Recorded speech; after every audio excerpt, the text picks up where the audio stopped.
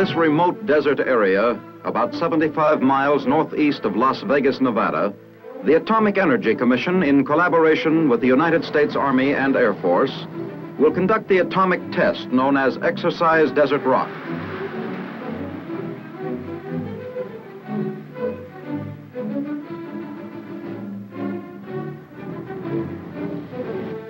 In a land where lizards and sandflies are the only living things, a tent city, Camp Desert Rock, now stands.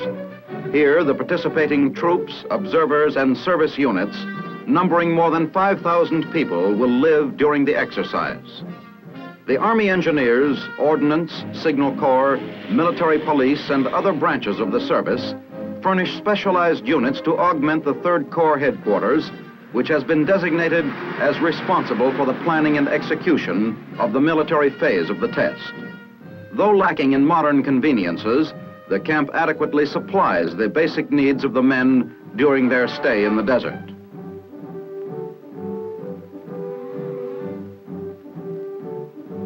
The mess tents, the PX tents, the barber shop, an outdoor cafeteria, and the living quarters all combine to form a typical Army installation in the field.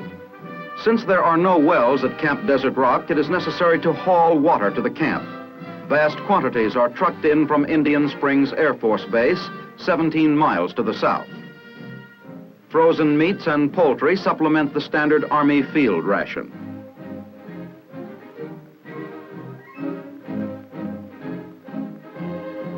Wind, sweeping across the desert, provokes violent dust storms and blows down tents. Dust and grit fill the air, making life miserable. Later, the portable shower units provide bathing facilities to wash off the grime. Lieutenant General Joseph M. Swing, 6th Army Commander, arrives to confer with Major General William B. Keene, Commanding General of 3rd Corps and Military Director of the exercise, the first in which troops will participate as part of an atomic experiment.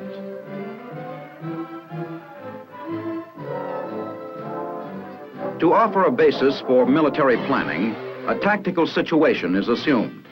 In the war tent at Camp Desert Rock, General Keene discusses the various aspects of the exercise with General Swing. The operations plan assumes that a strong aggressor force, estimated at 2 armies in strength, has landed on the northwest coast of the United States and is moving southeast with the intent of driving the U.S. forces ahead of them.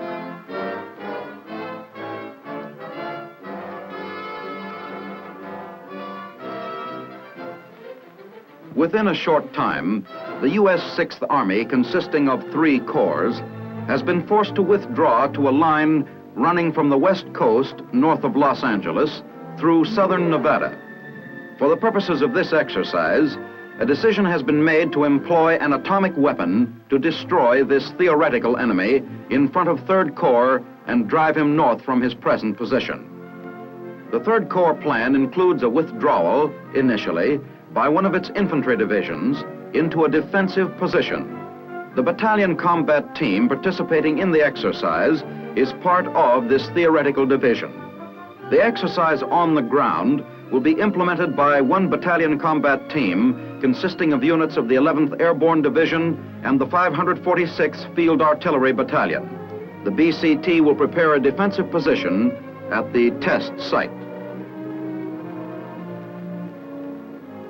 Corps augmentation units work busily in the forward area to install materiel. In this case, a Bailey bridge.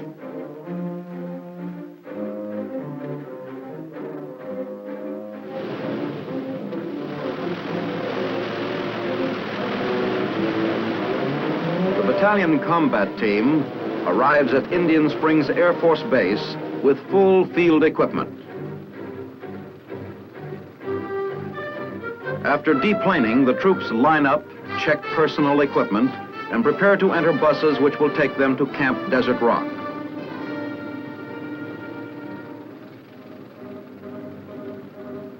General Keene is on hand to welcome them. The men carry their individual weapons as well as field packs.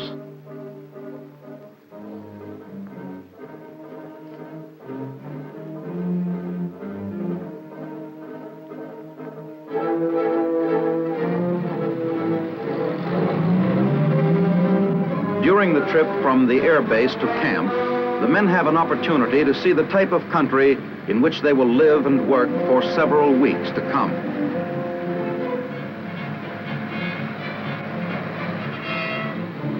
At camp, the buses are guided to the BCT area by MPs.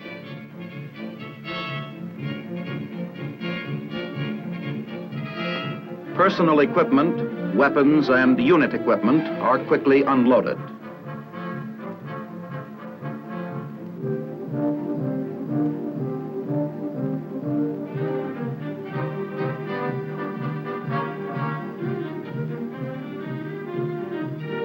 A welcome break from the desert heat finds the men moved in and ready for the work-filled days ahead.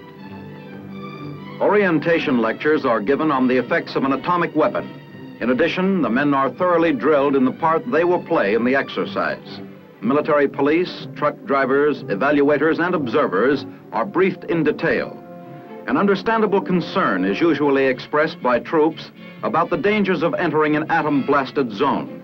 In airbursts like the one which the men will see, and the type which would normally be used against troop concentrations, no serious amount of radioactivity remains in the ground.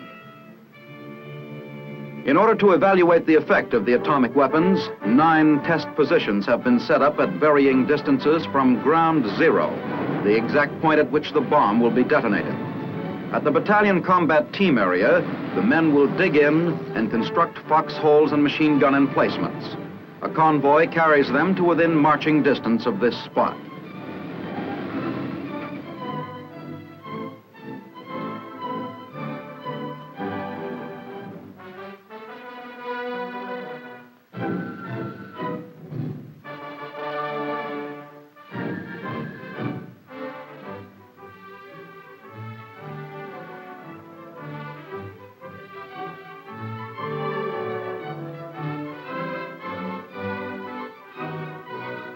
Roll calls are taken frequently to ensure that no man will be left in the potentially dangerous forward area.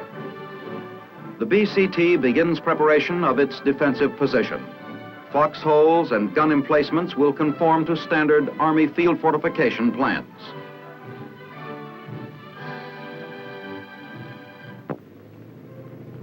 Bulldozers and other earth-moving machines scoop out gun emplacements as construction of forward area installations continues rapidly.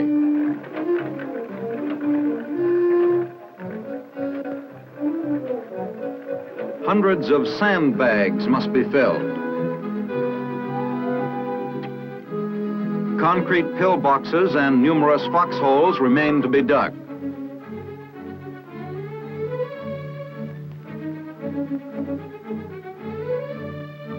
Communications are established and tested.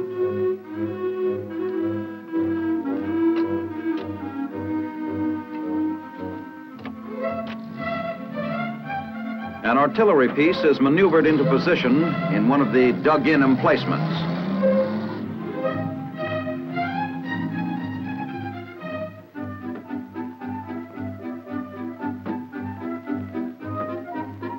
Later, evaluators will inspect the piece to see if it was affected by the bomb.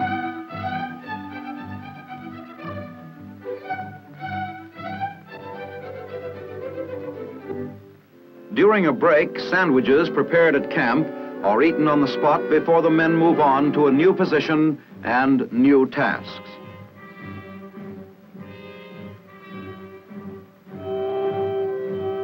On D-1, 2 film badges are issued to each man of the BCT.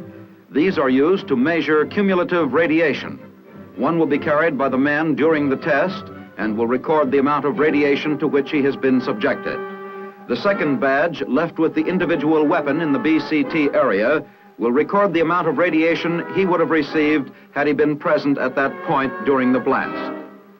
Now on D-1, the BCT has almost completed preparations in the forward area. As the final step, weapons with film badges firmly attached are carefully placed in the individual field fortifications. Here they will remain until retrieved after the detonation on D-Day.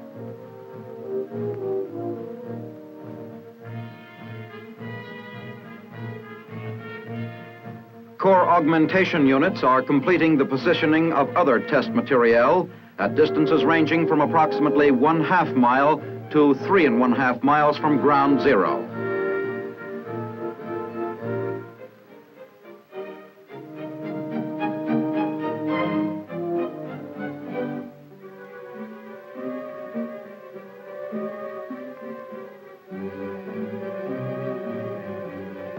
Sheep are placed in a variety of emplacements and shelters. Some are placed in enclosures at ground level, while others are placed in below ground positions.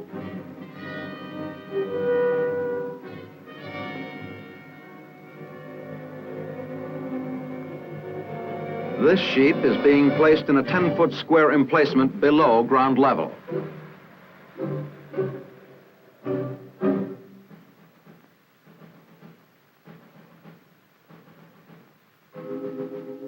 Tactically placed personnel field fortifications have been laid out to test their effectiveness against an atomic explosion.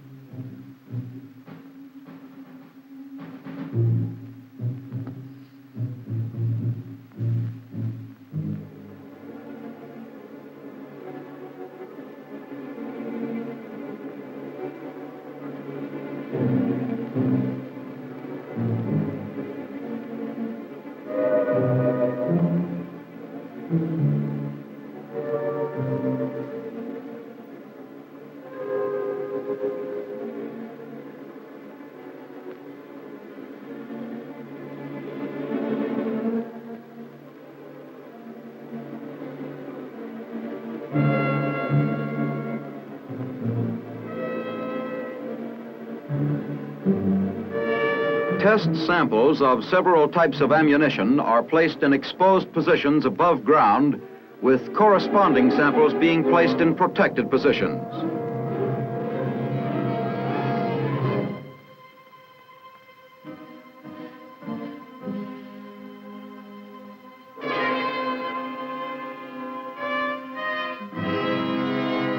As D-1 draws to a close, all troops are withdrawn from the forward area test site, which now becomes a no man's land until after the detonation of the A-bomb on D-Day.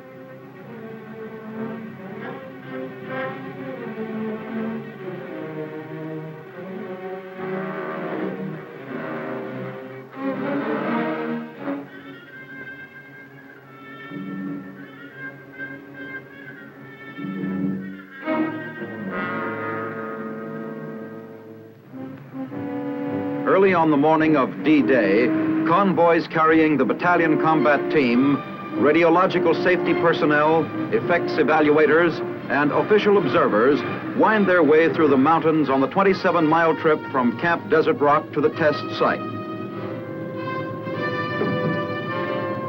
In a parking area near the observation position, the men detruck in the cold of early morning. The observation point is about 7 miles from ground zero.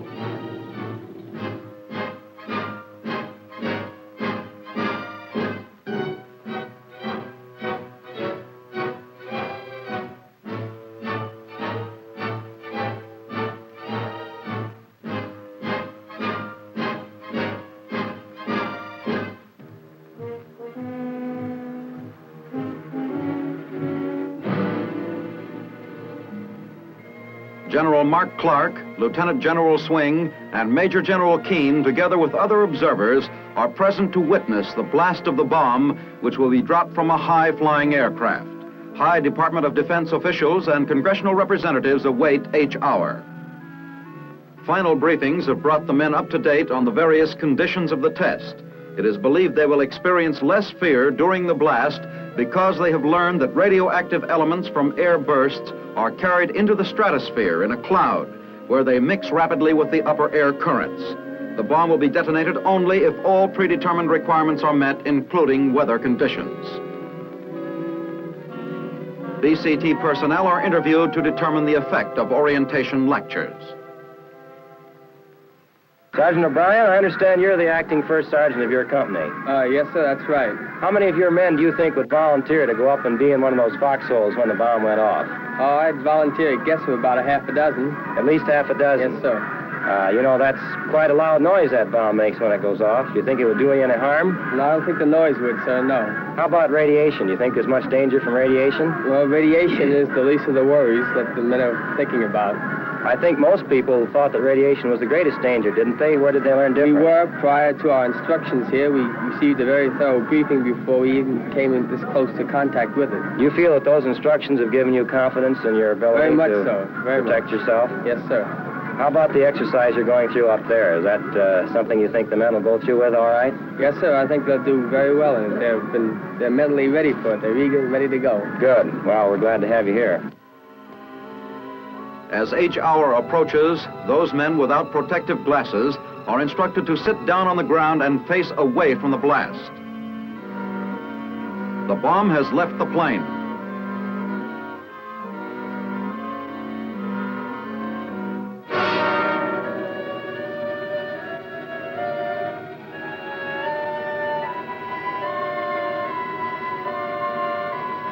Within 30 seconds will come the thunderous roar of the explosion 7 miles away. The typical mushroom-shaped cloud boils upward.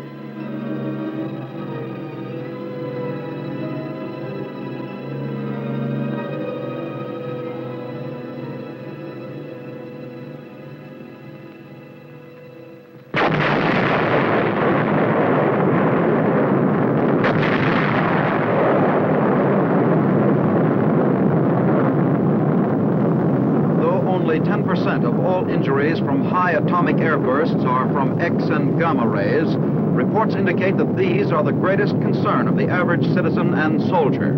This test, in which combat troops are participating, is designed to dispel much of the fear and uncertainty surrounding atomic radiation and the effects of these rays.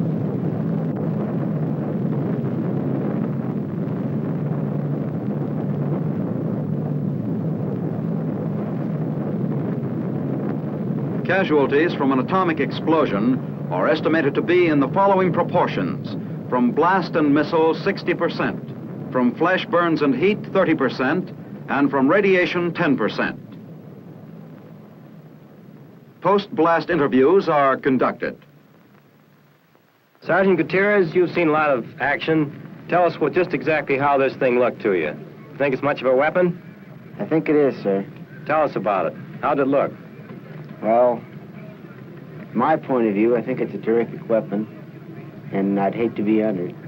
Would you like to be any closer to it than you were? If I did, sir, I think I'd dig the hole a little deeper. Sergeant Brewster, can you tell us whether you think that the orientation you had for this weapon prepared you for what you saw out here? Yes, sir, it did. How about the fear that you felt? Did they prepare you against that? Yes, sir, they did. They told us enough so that, well, our fear was cut down so much more than it was before the orientation that we hardly had any fear at all. Would you have confidence that you'd be able to go right in there now and carry out your tactical mission a few Yes, minutes sir. after the blast? Yes. How close do you think, now that you've seen it, you'd be willing to be?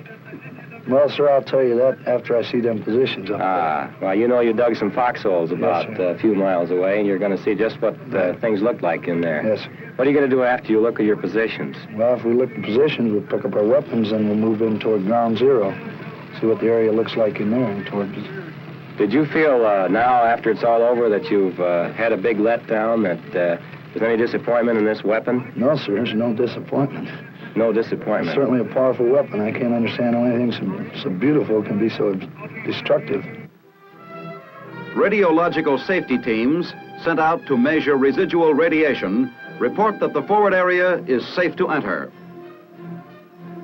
As their part of the tactical exercise, the BCT instructs to move up to its previously prepared position.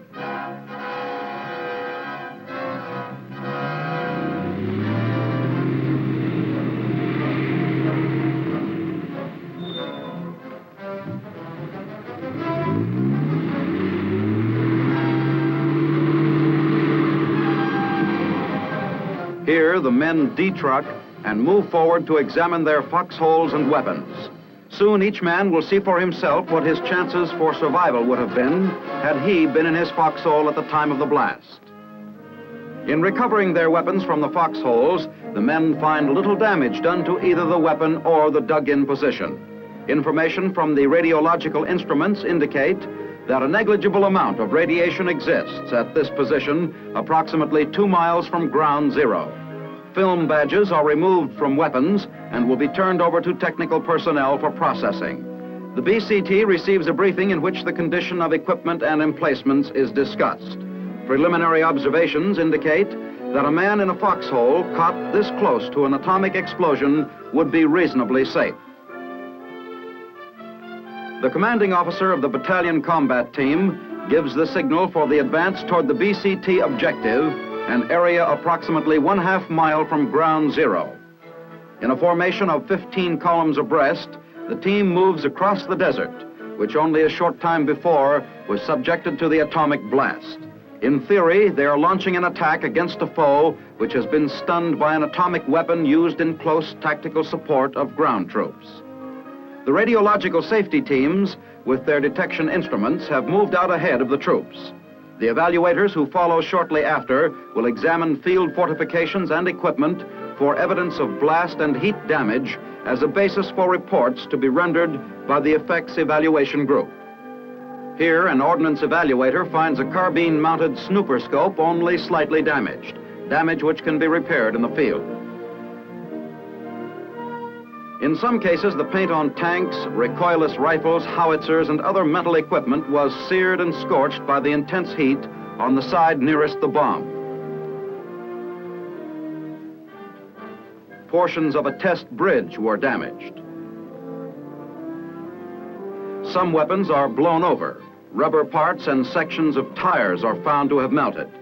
Telephone equipment sustained the blast and heat without serious damage.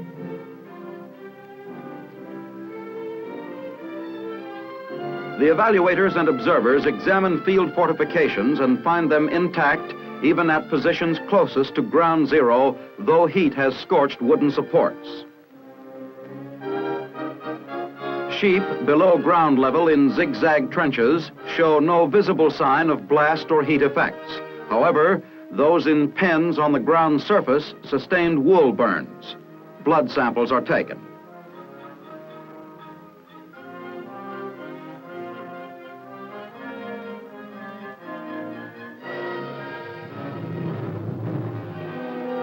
A .30 caliber machine gun is checked for radiation. Other standard Army field equipment and vehicles show considerable damage from heat and blast.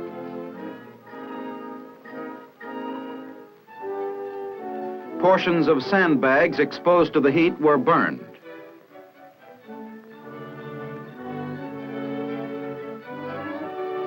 Some of the portable water storage tanks of the type used in Camp Desert Rock were partially collapsed from blast, while others caught fire and burned to the ground.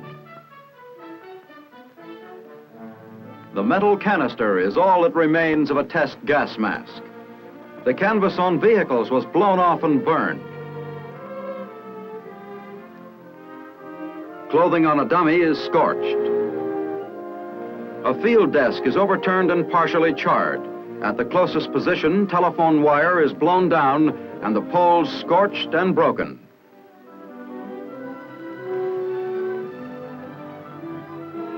Fabric samples of different types show reactions to heat and blast. Field wire and telephones give evidence of scorching and burning.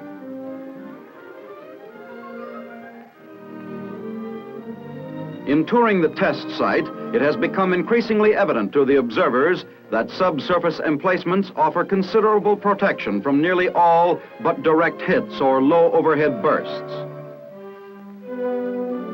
The battalion combat team continues its march toward positions closer to ground zero.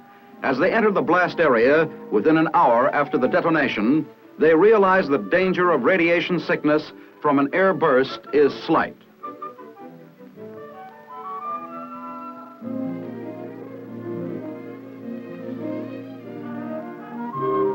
A zone pole several hundred yards from ground zero is inspected by a radiological safety man. Only slight evidence of radioactivity is found. The combat team proceeds with its tactical mission, continuing the simulated attack by passing through a portion of the bombed area. In these closer positions, the men inspect the sheep and the zigzag trenches.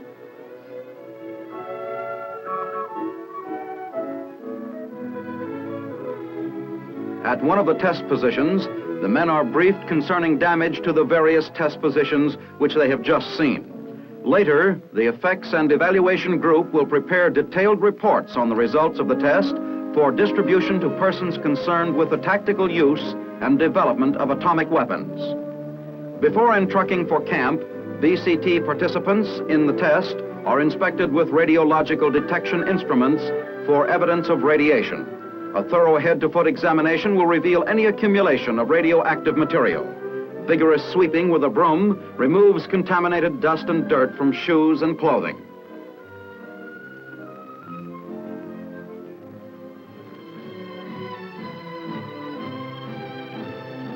As exercise Desert Rock is concluded, initial reactions are: it is possible to utilize an atomic weapon in close support of ground troops in those cases where the conditions surrounding its use are carefully considered and where participating troops are fully indoctrinated in the capabilities and effects of an atomic weapon. In a land where lizards and sandflies are the only living things, a tent city, Camp Desert Rock, now stands.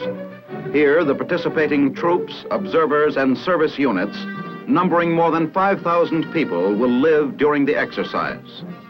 The Army Engineers, Ordnance, Signal Corps, Military Police, and other branches of the service furnish specialized units to augment the 3rd Corps headquarters, which has been designated as responsible for the planning and execution of the military phase of the test. Though lacking in modern conveniences, the camp adequately supplies the basic needs of the men during their stay in the desert.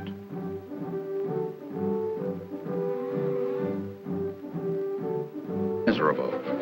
Later, the portable shower units provide bathing facilities to wash off the grime. Lieutenant General Joseph M. Swing, 6th Army Commander, arrives to confer with Major General William B. Keene, Commanding General of 3rd Corps and Military Director of the exercise, the first in which troops will participate as part of an atomic experiment.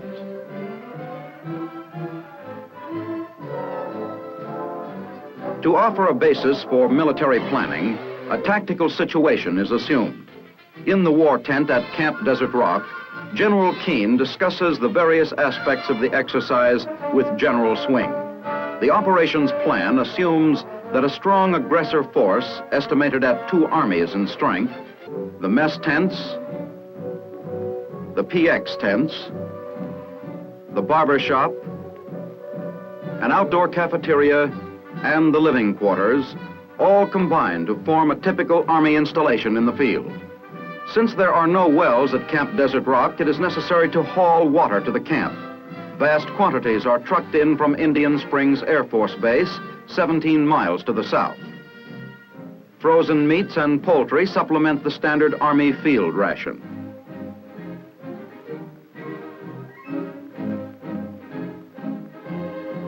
Wind, sweeping across the desert, provokes violent dust storms and blows down tents. Dust and grit fill the air, making life miserable.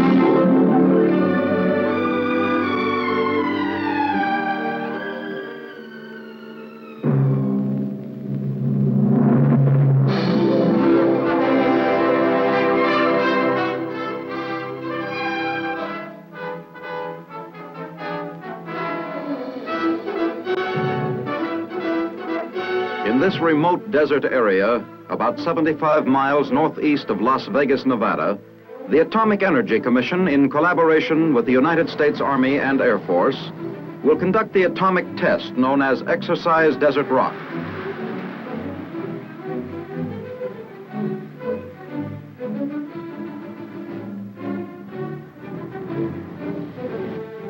Has landed on the northwest coast of the United States and is moving southeast with the intent of driving the U.S. forces ahead of them.